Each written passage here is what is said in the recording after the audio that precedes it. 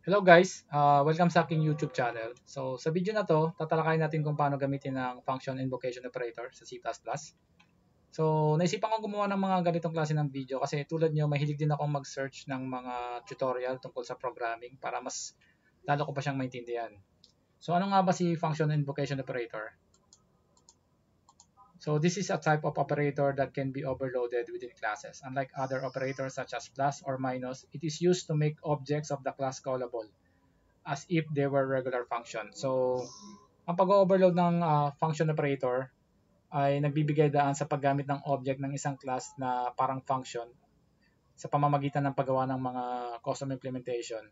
So, naiiba ito sa mga karaniwang mga operator gaya ng plus or minus dahil maaari mong tawagin ng object ng iyong class na parang isang function. So, bukod doon, nagbibigay pa to ng karagdagang flexibility at abstraction sa ating code. So ano nga ba yung mga characteristic ng operator na to? There's no limit to the number of parameters.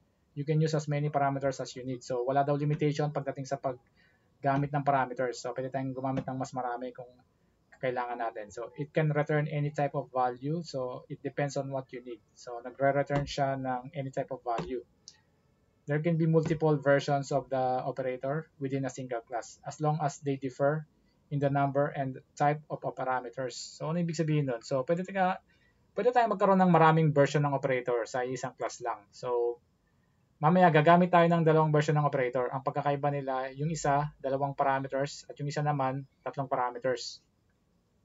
It cannot be implemented as a global function. It can only be implemented as a member function. So mamaya gagawa tayo ng class tapos gagamitin natin yung operator natin bilang member function. So tara, punta tayo sa Visual Studio Code. So ngayon guys, unang gawin natin is mag-create tayo ng class. So ang pangalan ng class natin is myfunc. Sa body ng code natin, gumamit tayo ng public keyword.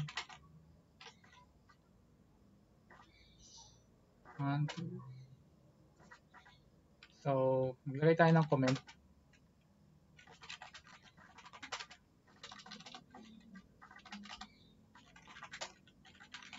Overloaded operator with two parameters. So create na tayo ng operator natin.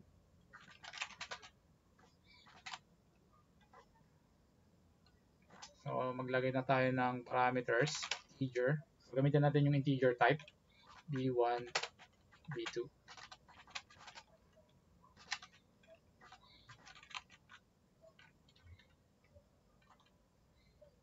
Ngayon, sa body ng operator natin, meron tayong, gagawa tayo ng isang condition, b1, b2. At gagamit tayo ng ternary operator. So mamaya explain ko sa inyo kung saan itong mga to. Ngayon, pumunta tayo sa main function natin. So maglagay lang tayo dito ng semicolon. So ngayon, gumawa tayo ng object gamit ang class natin na myfunc. So pangalanan na natin ng mf. So gumamit tayo ng cout mf. So mamaya explain ko yung mga to sa inyo. So ito yung binanggit natin kanina na gagamitin yung object na parang function. So tatawagin natin yung overloaded operator gamit yung object. Tapos magpapasa tayo ng dalawang arguments, 1 and 2. And line. So yan, tapos na yung code natin. So ito guys, itong linya na to, ito yung overloaded operator na tumatanggap ng dalawang integer na parameter, yung b1 at b2. So ito namang expression na to, meron tayong condition dito na yung b1 ba is greater than b2. Tapos gamit ang ternary operator, pag nag-true to, i-return yung b1 na value sa operator. Pag nag-false naman to, i-return niya yung value ng b2 sa operator. So ano nga ba yung ternary operator. Balikan nga natin yung slide natin. So the ternary operator in C++ is a shorthand operator. It is called ternary because it has three operands. Ano ba yung operands na yun? Condition, value if true, value if false. Tapos ito yung ternary operator natin. So if condition evaluates to true, the expression returns value if true. So pag true daw to, i-return niya to. Otherwise, it returns value if false. So itong i-return niya pag false. It's a quick and concise way to write simple conditional checks within an expression. So yun lang yung gamit ng ternary operator natin. So sana malinaw sa inyo kung ano yung ternary operator. So ngayon, bumalik na tayo sa Visual Studio Code. So ngayon, explain naman natin tong sa baba. So dito, ginamit natin yung class natin na myfunc para mag-create ng object na mf.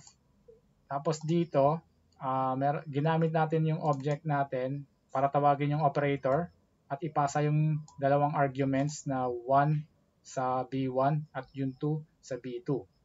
So ngayon, sa condition na to, yung B1 ba is greater than B2? Since ang value ng B1 natin is 1 at yung value ng B2 natin is 2, ito ay false. So ang i-return niya sa operator na value is yung B2. So ang expected output natin dito ay 2. So tara, i-execute natin tong code na to.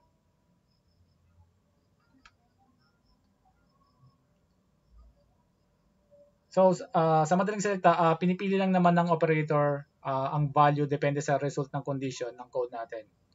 Kung ang condition ay true, so ibabalik nito yung unang value. So ito yung unang value. Kapag false naman, ito yung i-return niya. So dahil natin matapos yung code. Since nag-false to, ang i-return niya is yung value ng B2, which is 2. So ang expected output natin dito is 2. So hintayin lang natin, medyo mabagal tong Visual Studio Code.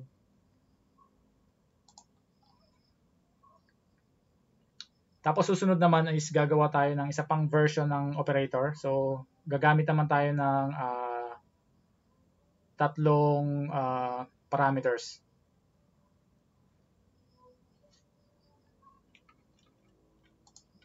So nakita nyo guys, ito yung output natin, 2. So tama yung output na inilabas. So alisin muna natin to.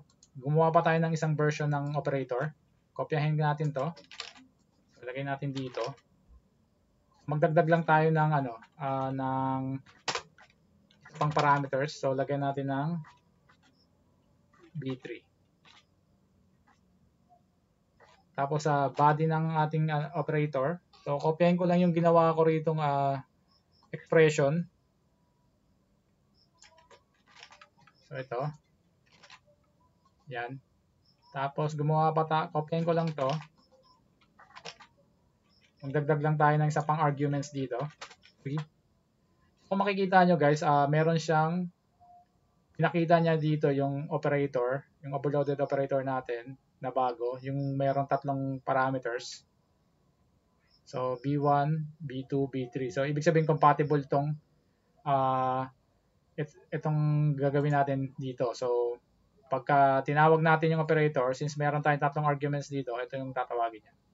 So gamit din yung object na MF.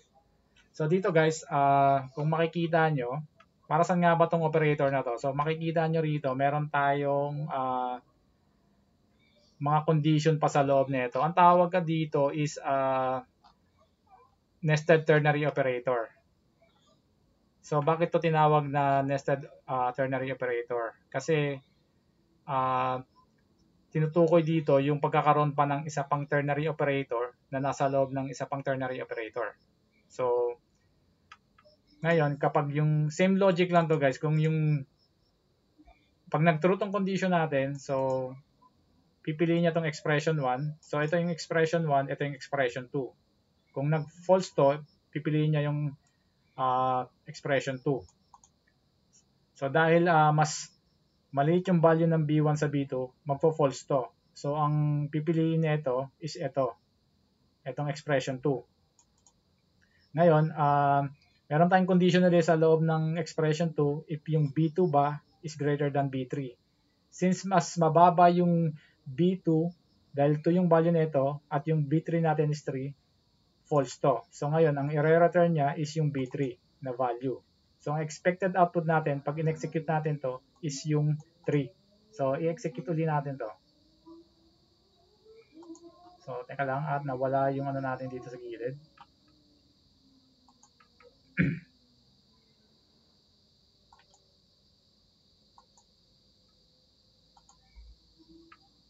Kailangan tanggalin natin to. Delete natin. Okay. So i-run natin to.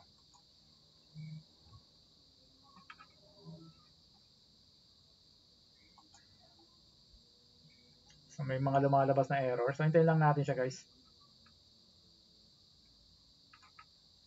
So bali yung return statement natin na to, sa loob ng operator natin, magbabalik to ng mismong, ibabalik niya yung value sa mismong operator. Then ipapasa yung i-return niya yung value dun sa caller natin, which is ito yung caller natin. So ibabalik niya yung 3 dito sa caller.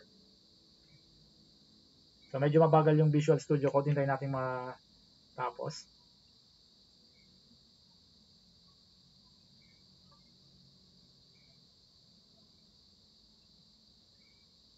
So pwede kayong gumamit ng ibang IDE kung nakaka-experience kayo ng mabagal sa gamit ng Visual Studio Code. Kasi simula nung nag-aral ako ng programming, ito na yung ginagamit ko. Kaya ito na rin yung ginamit ko sa paggawa ng tutorial. So kung makikita nyo, guys, ang lumabas na output natin is 3. So tama yung expected output natin. So yun lang, guys, ganun lang naman gamitin yung function invocation operator. Sana naging malinaw lahat sa inyo kung paano gamitin to. At sana may natutunan kayo sa video na ito. At kung nagustuhan nyo yung mga ganitong klase ng video, mag-comment kayo sa baba at patuloy akong gagawa ng mga ganitong klase ng tutorial. So maraming salamat sa panonood ng video na to. At sana supportahan nyo ang aking channel. Hanggang sa muli.